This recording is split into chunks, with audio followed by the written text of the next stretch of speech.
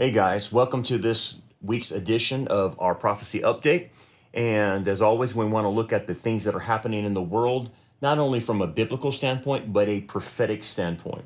And one of the things we want to talk about today is, are we heading for a civil war in the West? Many people have said that the West is already falling. I agree with that. And I have been studying a guy by the name of Dr. David Betts. He's a professor of war in the modern world in the Department of War Studies in King's College in London. And this guy is the expert on civil war. He's the number one guy. And he is saying and making the rounds in a lot of podcasts and a lot of interviews that the Civil War conditions are already met for a civil war to break out in the West. Primarily, he's talking about mainly of Great Britain and Europe, but we're part of the West. Australia's part of the West. New Zealand's part of the West.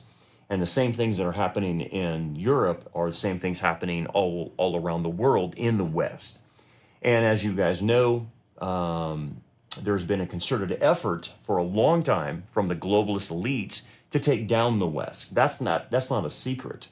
But perhaps this guy, Dr. David Betts, is onto something of how really the West goes down in a possible civil war.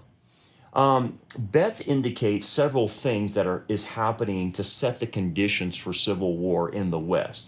The first one he notes is a replacement narrative.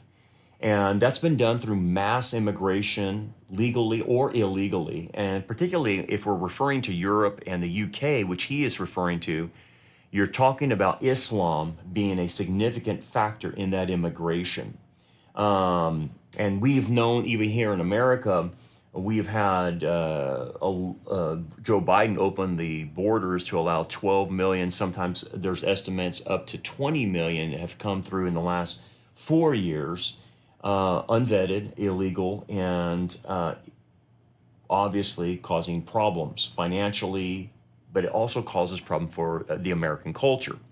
So Islam has been introduced into Europe, and a great replacement really is being taken into effect right now. Whether you're going to France, Germany, any Western democracy has had to deal with this multiculturalism of allowing Islam to come in and basically not assimilate, not learn the language, and continue to practice Islam as if they were living in an Islamic country.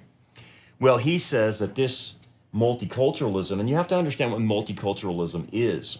Multiculturalism is not a celebration of someone's nationality or where they came from. Multiculturalism is a Marxist tactic to destroy the current culture by infusing other cultures into that culture that do not assimilate and fracture that culture.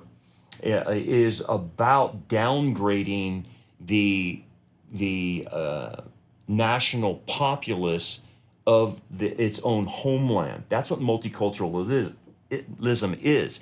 It's a cultural, it's a socialistic practice. It's a Marxist tactic. And what it does is it downgrades people in their own homeland, tells them that they shouldn't be patriotic. For goodness sakes, in Great Britain, if you fly their flag, people were getting in trouble, saying that's racist, and it's just stupid. And we have the same thing going on in America, right? And what happens is when you have vast amounts of immigrants coming in not assimilating, like Islamic immigrants, it fragments the culture, it fragments the civilization. And so this has been going on for some time. It's a purposeful infusion of legal immigration to Western society to break it down. So you might know Laura Logan. I want to show you a clip from her. She was talking to Steve Bannon, and she talked about the intent of the globalists and what they're trying to do. Listen to her. The border is wide open because we are living under a globalist policy of open borders. So there is no border security to speak of. Weapons are flowing across, drugs are flowing across, people are flowing across. money is flowing across illicit funds, and so on and so on. I mean, everything that comes with an open border is what's flowing. And the reason it's happening, Steve, it's not just an invasion. It is an invasion, but an invasion that is part of a long-term plan and political ideology to obliterate the sovereignty of this nation and change the way the world looks forever. It's not just America's sovereignty that's on the chopping block. It's sovereignty all over the world. It's just that this is the place that is the light and the guide for the whole world. And so this is the country that has to fall first in order for the other countries to fall. And what I learned from a source who is a very unique source, having infiltrated the globalist cult at the UN level, is that he was in high-level meetings that required a number of security clearances where they actually discussed the plan to bring 100 million people into the United States in order to pave the way for a regional government of US, Canada, and Mexico.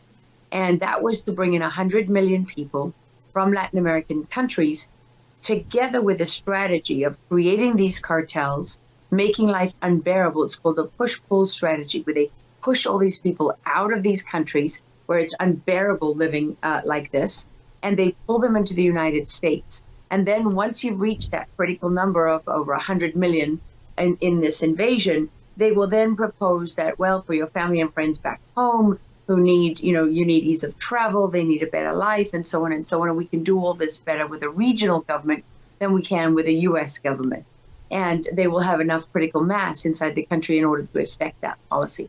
That's the globalist plan that we're working towards. But what we're already doing is living under their policy, where they've made the right to migrate a human right, recognized the UN in 2018, and that now supersedes our sovereign right, thanks to the Biden administration and the open border ideologues who are in this government, who were never asked to be honest about their strategy in the campaign trail, who have bypassed the legislature and are implementing a strategy and a policy that not only did no Americans vote for it, because they weren't even given the opportunity, but most Americans don't support, is they are looking at a very carefully crafted strategy that is backed by the most powerful people in this country, some of whose names we know and some of whose names we don't know, and dark money and all the other things that go behind it, protected by layers and layers of deception, masked with the NGOs, that is part of a broader strategy to annihilate not just the sovereignty of this nation,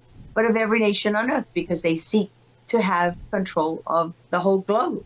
And that shouldn't be a shock or a conspiracy to anyone. So, folks, as you can see in that clip, it is not a conspiracy theory. It is a real conspiracy against the West. And one of the tactics to break down the West is to bring in different cultures that will not assimilate, primarily that culture being Islam. It is a major problem. And remember, demography is destiny. When you change the demographics of a culture, of a state, of a country, it sets it in motion for where it's going. The second thing that needs to be noted with Civil War conditions is the death of Christianity or Christendom over the last 200 years in the West. Now, the gates of hell will not prevail against the remnant church, the true church of Bible believers. They will always exist, and Christ promised that. But Christendom, you got to make sure you understand when I use the word Christendom. It's those who claim to know Christ, and it could be Orthodox, Catholic, Jehovah's Witness, Mormon, or evangelicals. It just fits under the banner of Christendom, of those who claim to be know Christ. Well, anyway, Christendom is dying and has been dying for the last 200 years. And in fact, when you go to Europe, it is mostly extinct, even though we consider the West Judeo-Christian. Well, this cultural fabric of the West is gone. There's no more shared values, national identity, or cultural pride in Christendom anymore. The West does not even know its identity and doesn't even know what it stands for. So that's another setup for a civil war, because those who understand what the West is supposed to be about are railing against the elites and these other Islamic groups that do not share Christian values. Now, real Bible believing Christians are no longer the majority in the West. You know that, and I know that. I mean, really, what do you think the percentage is in your country of those who really are Bible believing Christians, born again, sold out for the Lord, so to speak? How many do you think, what's the percentage? Okay, some estimate maybe 5% of the United States. Some even estimate 1% of the United States. You know, there's a lot of people, at least 80% of them say they're Christians, but they sure don't act like it. Okay, so, you know, I'm not saying all of them are unsaved. I'm just saying percentage. Who's the ones really living it out? Well, they're in the minority now. And those who carry their values like that, they're in the minority. And the problem is, the churches have contributed to this problem. I like what Rod Dreher has said about the churches. He said basically they're into MTD. Now, what did he mean by that? Moralistic therapeutic deism. And he said what the churches have been doing to destroy the West is present a therapeutic version of deism moralistically. And he said some of the notable things that these churches push is that God wants people to be nice and fair to each other, as taught by most world religions. Nice and fair. Well, what does nice mean? Because that's not a scriptural term. And what does fair mean? Are you referring to, social justice fair, liberation theology fair? What do they mean by that? Well, you could pretty much imagine it means woke fair. Not biblical fairness. The other tenet of this moralistic version of Christianity, it's more like deism. He said the central goal of life is to be happy and feel good about oneself. Well, yeah, that's what most churches are teaching, and that's bringing down the West to teach people things like that. The other thing they teach is God does not need to be particularly involved in one's life except when there's a problem. And then you call on God to rescue you. And again, this is more like deism than anything. They also have the mentality as far as salvation is concerned that good people go to heaven when they die, which is a lie. Right? And I would like to add a few more things, that social justice is more important than theology. Open borders to illegal immigrants is more important than protecting its own citizens. Wokeism has been accepted, including anti-Israel, pro-Islamic paradigms. And so these are what the churches have been about. And if you're not about the scriptures and the authority of scripture, then you're going to lose the West. And here's the thing, Western liberal democracies, and I mean liberal in the political sense, not in like liberal politics, but liberalism as far as free speech is concerned and freedom of movement, those kinds of things. Western liberal democracies cannot survive without Christianity. That's what undergirds democracy. So they're all for democracy, but the problem is the values of democracy are ran by Christian values. And then you see this rise of global hatred for Israel. And this is a key for the West to understand.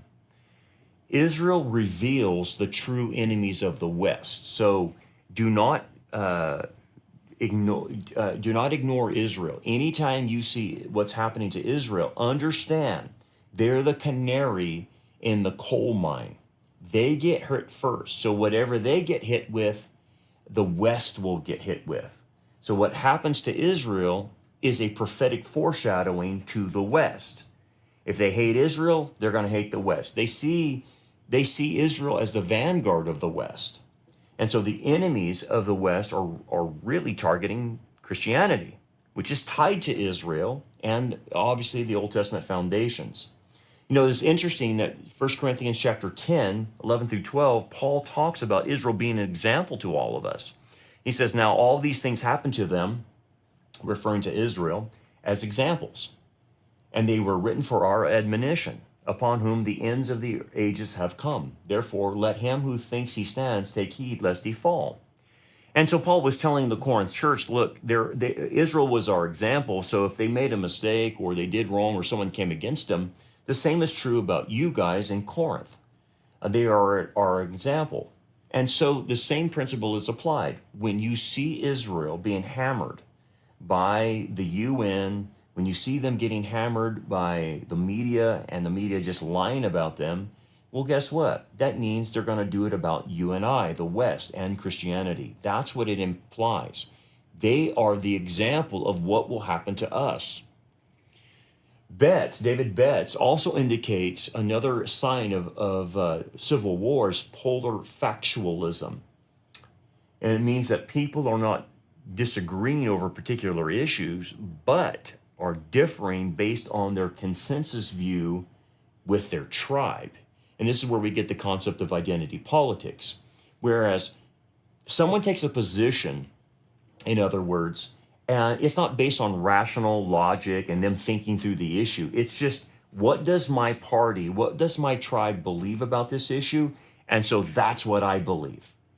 And when you have that, that's going to lead to civil war because now the person has stopped critically thinking and is now tribal in their thought processes. Furthermore, the destruction of the West has been seen with the excluding of Christianity and now introducing globalism, Marxism, socialism, communism, and Islamicism into the West and creating what we call a red-green axis to destroy the West. What do I mean by that? Well, the Marxist, socialist, communists are going to use Islam to be the battering ram to destroy the West. That's what we're talking about. And that's why you see this alliance between communism and Islam. 3, another point. Betts indicates that the elite class are setting up a civil war by changing the rules for society without their constituents' permission. Okay? So when you have elites doing anything they want, passing anything they want to benefit them, and it hurts the populace, then the populace is going to get mad. So when, like for instance, the elites cut off fossil fuels and make energy prices skyrocket and make people in England or wherever they're at, Germany, France, whatever, pay extremely high energy rates, which they can't afford, and they start making a decision between, well, what do I eat versus warming my house in the winter? When you put people in that kind of position, you can expect rebellion on your hand and a civil war against the elites. Betts goes on to mention that most of these elites are post-national. And what he means by that is these elites do not care about national identity. They don't care about local culture. They're simply globally driven. They could care less what happens in London. They could care less what happens in Paris. If Paris gets taken over by Muslims, if London gets taken over by Muslims, they could care less. They are disconnected. So when politicians and the elites are disconnected with the people and what's going on, you have the recipe of civil war. Now, where does this all lead? Well, we know all of this stuff is leading to a global government.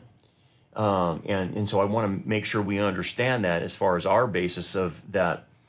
In many regards, there's no turning back on this. The West is heading in a certain direction, and that direction is global government. Daniel chapter 7 mentions this in verse 7. It says, after that, in my vision at night, I looked, and there before me was a fourth beast, terrifying and frightening and very powerful. It had large iron teeth. It crushed and devoured its victims and trampled underfoot whatever was left. It was different from all the other former beasts, and it had 10 horns. Now, the idea of it being different from all the former beasts, of being different from Babylon, Medo-Persia, and being different from Greece, is that Rome, being the fourth beast, practiced imperialism. It made the other countries pay for their extravagances by taxing them. Roman taxes, remember that? and putting their own people on the ground to rule the country. That's how Rome was different, and it was iron, it was strong. And then it continues on in verse 19. Then I wanted to know the meaning of the fourth beast, which was different from all the others and most terrifying, with its iron teeth and bronze claws. The beast that crushed and devoured its victims and trampled them underfoot, whatever was left. So the idea of this beast, this fourth beast, this Roman Empire, is that it just crushes national sovereignty. It destroys nations. It destroys sovereignty. It destroys states. It just crushes them underfoot. In verse 20, it says, I also wanted to know about the 10 horns on its head and about the other horn that came up. And that's talking about the global government turning into a 10-league global confederation. And then out of that will come the Antichrist, the one horn. In verse 23, it says, he gave me this explanation. The fourth beast is the fourth kingdom that will appear on earth. It will be different from all their kingdoms and will devour the whole earth. And that's where we get the concept of global government. Will devour the whole earth, trampling it down and crushing it. The 10 horns are 10 kings who will come from this kingdom. And so the idea is then what it's saying about this fourth empire, and this is important for all of us in the West to understand. This fourth empire is Rome, and Rome will go through 5 different stages until the very end, till Messiah comes back. The first stage was the United Stage of Rome, and that's spoken in Daniel 2:40. And the Roman Empire in its united stage was together from about 63 BC to AD 364. And then what Daniel predicted is it would break in two. They would go into a 2-division stage. And in AD 364, Emperor Valentinian divided the Roman Empire into 2 administrative regions. The Western Roman Empire, governed by Rome, and later Milan and Ravenna, and then the Eastern Roman Empire, governed by Constantinople. And of course, Valentinian the first ruled the West, while he appointed his brother Valens as a co-emperor to rule the East. And so the empire, this united stage of Rome was divided, a divided empire. And basically, Rome has been in this 2-division stage ever since to this present day. And this coincides with Daniel's metallic man, obviously, with his 2 legs. And that's the stage we're in. And this is important to understand because one of the legs is in Russia, and the other one is in Western Europe democracies. Dr. Fruchtenbaum notes this in his Footsteps of the Messiah. He basically says this. He says, the Eastern division of power remained in Constantinople until 1453. And then it collapsed with the Turkish invasion. And then when Constantinople fell, the political rulers, scribes, and scholars fled northward into Russia and infiltrated the government there, setting up a Roman type of government, which included imperialism, okay? And the rulers, if you remember in history, called themselves czars, which is really Russian for Caesar. Russia gave herself the official title of the Third Roman Empire. And eventually, the Eastern balance of power was centered in the Soviet Union and included the communist bloc of nations. And with the collapse of European communism, the Eastern balance shifted to Russia and the Commonwealth of Independent States. So that's where that one leg is. If you move to the Western division of power, it remained in Rome from 364 to 476. And then when Rome fell, it shifted to France, especially with the power gained by Charlemagne in 800. He called his domain the Holy Roman Empire of the Frankish nation. In 962, Otto I of Germany defeated the Franks and set up the Holy Roman Empire of the German nation. And the leaders name themselves, guess what? Kaisers, which is German for Caesar. Well, since then, especially after World War I, the Western balance of power has been centered in the democratic nations of the West. And so then, in 364, the two-division stage began and continues to this present day. The centers of the balance of power may shift again, but it will remain essentially an east-west balance until it gives way to the third stage of the Roman Empire. And that's where it brings us up to today. So the situation you see with Russia and the situation you see in Western Europe and the demise of the West, where is this leading? It is leading to the global stage. The elites in Europe want global government, even though their constituents don't, a la Brexit, right? Not wanting to be a part of the EU. But the global elites want to go in that direction. The elites here in America want to go in that direction. The elites in Australia and New Zealand all want to go into a global direction, yet the people do not. But we know inevitably they will have to force a global situation on us. And that's what we're trying to talk about as far as the Civil War. We know we go to a global government, but how do we get there? And maybe one of the explanations is the West has a civil war. Not just a civil war in the United States, but all through the West, there's a civil war. And eventually this causes these global elites that run our countries to clamp down and declare an emergency, declare a global crisis, declare a shutdown, just like they did, 5 years ago, to get control if there starts being uprisings in the West about what they're doing. And so, anyway, after this global government, it goes into a 10 king stage, and then it moves into, obviously, the Antichrist. But let me talk a little bit about this 10 king stage.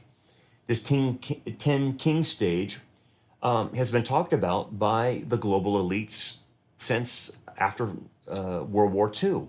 In fact, I have a picture here from 1942 that shows a map of the world divided in 10 regions, exactly as Daniel has predicted. The 10 toes, the 10 crowns, the 10 kings. And then you see this other map from the late 70s from the Club of Rome. And the Club of Rome, again, more global elites pushing the idea of a 10-league confederation controlling 10 parts of the globe. And then the most recent thing I can pull up from the UN is this page from 2009, and again, dividing the globe into a 10-league confederation. So it's already on their minds. This is what they're thinking, and this is part of that global government. Anyway, Antichrist stage will come after that, and he will be the little horn that rises in there. So that's where that's going. But again, back to our civil war of how possibly could we get to a global government? What do they have to do? Right? They've already done a test case with Charlie Oster, Victor 19er, and they all locked us down for an entire year or even over a year. They put on us an experimental drug that people were willing to inject inside of themselves. We've already seen that they can do things like that. So just imagine if there was uprisings with people saying, I've had enough of this, what would they do? Anyway, Betts continues on, and he says, the problem with these elites is they're post-national, but they label people who love their country and are patriots and want to protect Western culture and do not want Islam to take over the Western culture. They label them extremists. They label them homegrown terrorists. They label them Islamophobic. And that is going to incite a civil war, because that's not what these people are. They just want to protect their country. They just want to protect their culture. They don't want Islam taking over. Furthermore, he goes on to explain that if civil war happens, what will it look like? Well, it's not going to be like the civil war that happened in the United States in the mid 1850s. and 60s, and when all that happened. It's going to be more of a system disruption. They're basically, with this insurgency, he predicts that they will attack basic services in cities, heating, AC, public transportation, the internet, electricity, water, transportation to provide food, anything that keeps a city or country running.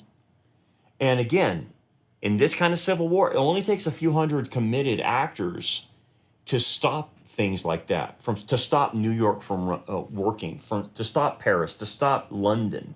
It doesn't take a lot. And so that's the kind of civil war he's talking about, where they shut down infrastructure, right? They cripple it. And he goes on to say, Betts goes on to say, there's no political fix to this. People have lost faith in normal politics. And again, normal politics, if it were working right, they might be able to vote people in and get some things done, but it's not happening now. We're past the tipping point as far as any political system fixing this. There is too much corruption, and too many people have no faith in it. I'll give you an example.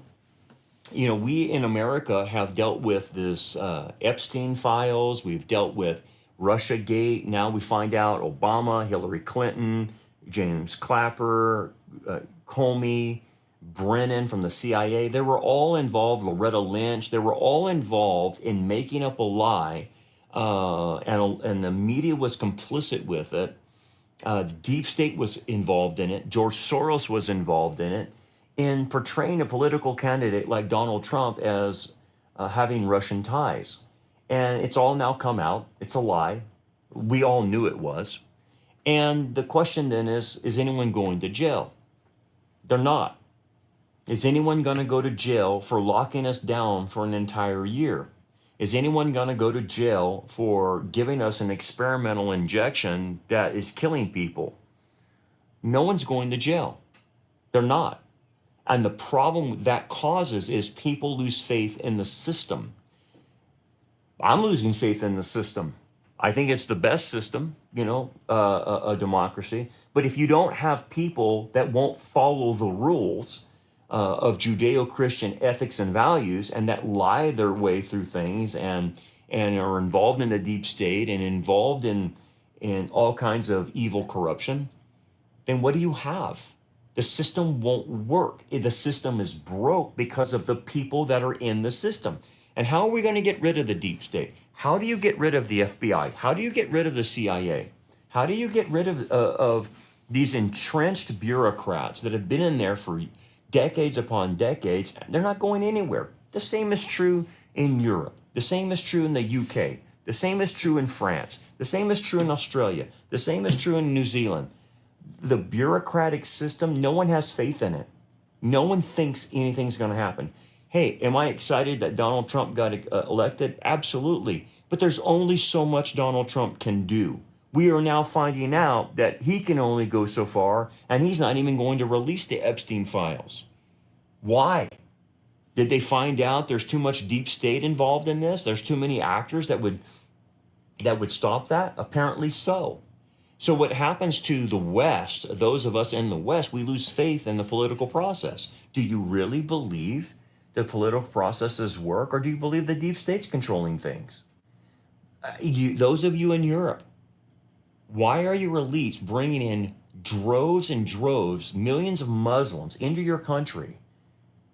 You think they're trying to be multicultural? They're not. They're trying to destroy you. They're destroying your way of life. They're destroying everything about you. They hate you. And that's what they're doing.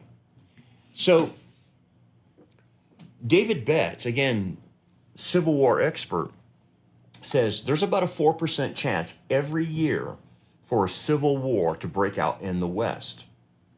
And the problem with this, it continues to build. So if there's not a civil war this year, that 4% is added to next year.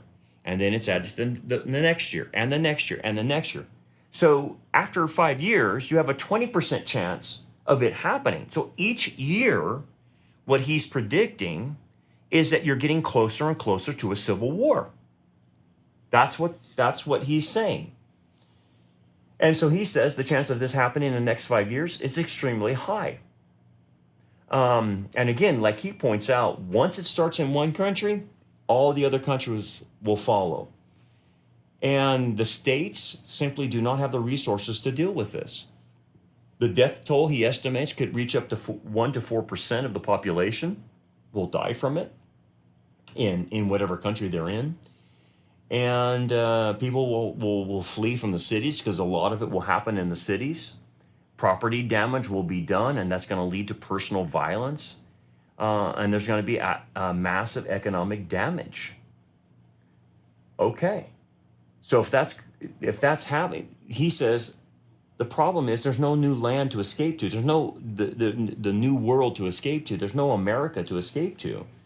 So he recommends getting out of the big cities and reducing your exposure in the big cities and getting out into the countryside and living in a more rural setting away from big cities like London, like Paris, like LA, like New York, and San Francisco.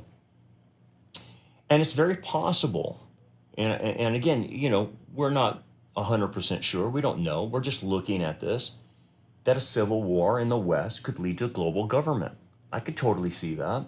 I'm not saying it's 100%. There's a lot of things that could lead to a global government, a collapse of the economic system, all kinds of stuff. But this is a serious enough factor that this could weigh in on it. One could see the elites calling for martial law, declaring a crisis, a national emergency, and taking away all of our freedoms and turning it into a totalitarian state to get control over people rebelling against their rule. I totally see that. It's a very likely scenario. Interesting enough, Daniel gives us a little clue about once the global government is established that it has problems with it. It has problems in its cohesion. And I think right now what we're seeing is this cohesion problem, that the people on the ground that live in these countries in the West do not agree with what the elites are doing. The elites are heading to global government, and the people of France, the people of Britain, the people of Australia, New Zealand, South Africa, America, Canada, they want to be Canadians. They want to be Americans. They want to be Australians. They do not want their culture taken away from them and turned into this amalgam of globalist loyalty. They don't want that. So this is interesting. Daniel gives us a little clue on this. This is Daniel chapter 2, verses 41 through 43.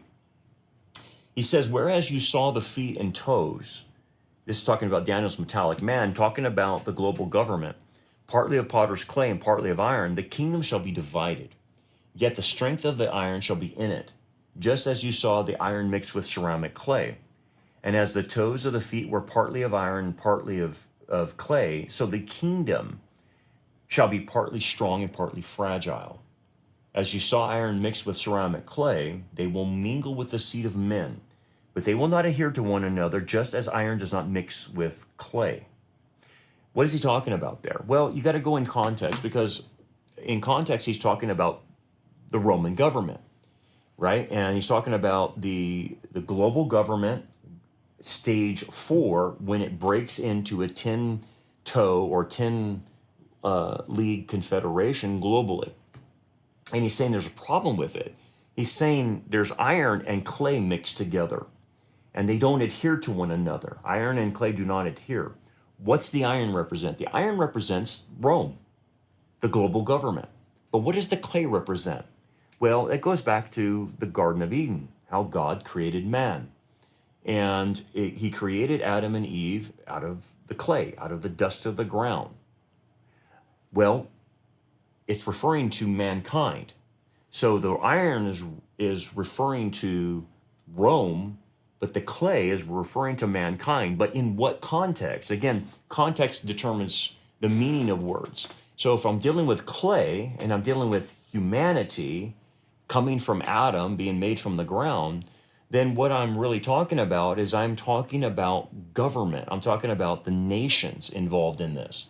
And what we're really saying is that the clay represents the patriotic person in a country that does not want to go global, with representing the iron.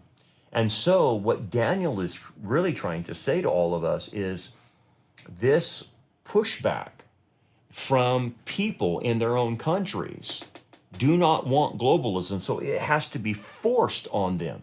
The iron has to be forced on the clay. And so this is part of the problem we're seeing now. The people don't agree with the elites, that they represent the clay. The elites represent going to Rome, going to global government, going to iron. And so it's makes the global government partly strong and partly fragile because it really is nationalism versus globalism. And so now we're seeing that today. That's happening. That's exactly what's going on in the West and what could possibly lead to a civil war. And again, we're not 100% sure, but this guy has a lot of good information. And I recommend you looking up David Betts and researching him a little bit more and understanding where he's come from. He's a topical expert on Civil War. And when somebody like this comes to the table, and he's not, I don't even know if the guy's a Christian or not, it doesn't matter. But he is saying what is happening in the West is going to eventually lead to a civil war. I would agree. I hear this from everybody I talk to. When I go and travel, whether I'm in Europe, whether I'm in Australia, New Zealand, or here domestically in the United States, the question I keep getting back over and over again is, do you think we're going to go to a civil war? It's very possible. The makings are there. And when people lose faith in the political system, they see a system of justice. They see Islamicists ruling and reigning, and bringing in Sharia law and all this nonsense. And they're thinking, what happened to my country? I do not want to live in a town where I hear the Muslim call to prayer in the West, and yet it's being allowed. And so I can totally see this happening. So what we got to do as Christians, we have to watch and see. We have to pay attention. We have to keep our ear to the ground and see what's developing. But here's the other thing. We have to warn people. And really, what's the basis of this? Why is the West declining? Because people have gotten away from Christianity. They have gotten away from the Bible, the authority of God, and they're doing their own thing. That's what's destroyed the West. The politicians we get are the result of our culture losing Christianity. Our culture has produced these dimwits that and idiots that are running these countries, and they are truly idiots or fools. They have no idea what they're doing. They're very Luciferian in their intellect. They think they know it all, and they are doing what an idiot does, running us right into the ground, destroying the nations that they run. For what? For a global government. And so we're to warn people. We're to tell them, hey, the reason why our culture is getting this way is because of a lack of Christian values. We got to get people back to Christianity. We got to continue to get the truth out. But here's what you have to understand. You and I have to accept that we're living in a post-Christian West. And that's probably going to be the reason the West dies. What does that mean for you and I? Well, it means that you and I really are going back to the first century. You and I are going back to what it was like to be a Christian in the first century in the early church, where Christianity had basically no influence whatsoever on government opinion. It was ruled by the Caesars, right? There was no influence whatsoever. Did we influence people? Of course we did, and we can still do that. But as far as you thinking elites are going to hold to a Judeo-Christian ethic, you're out of your mind if you think that. They don't think that. It's post-Christian. And a lot of our older generation, my generation and the boomers, are having a hard time accepting this. They don't want to let it go. They think they can recover the culture and the West, and they're not. I can tell you this, the younger generation doesn't think we can hang on to this. They know it's over, but they're fine with it. They're fine. Well, we can function as the Christians did in the early church. No big deal. It's my generation, Generation X, and the boomers that keep having this mentality that we're going to save the West. We're not. It's over. But understand this, the gates of hell will not prevail against the church. No matter what situation we're in, we always continue to do what we're called to do. You are called to do something. I'm called to do something. No matter if the West dies or not, that's not going to stop what you and I can do. So let's adapt to a first century type of mentality. Okay? Let's understand that. Doesn't mean we're not still politically active. It doesn't mean we don't engage. We salt and light to the culture. We do all of that. But thinking we're going to save the West by voting in politicians, and I'm not against voting. We have to vote. We have to vote. But if you think Trump is going to save the West, you're out of your mind. You're out of your mind. He's not going to save the West. There's too many forces against Trump or any good politician that you like. It's not going to save France. It's not going to save the UK. It's not going to save Australia from the West declining. Will there still be a country? Yeah, but it's going to be more globally oriented. That's all. And that's what we have to understand. So the times have changed. Let's adapt and let's deal with it and let's continue to do what God has called us to do. And we'll see if there will be a civil war. Who knows? Remember what the Lord said. When you see these things begin to happen, look up, lift up your heads, for your redemption draws near. God bless you. We'll see you next time.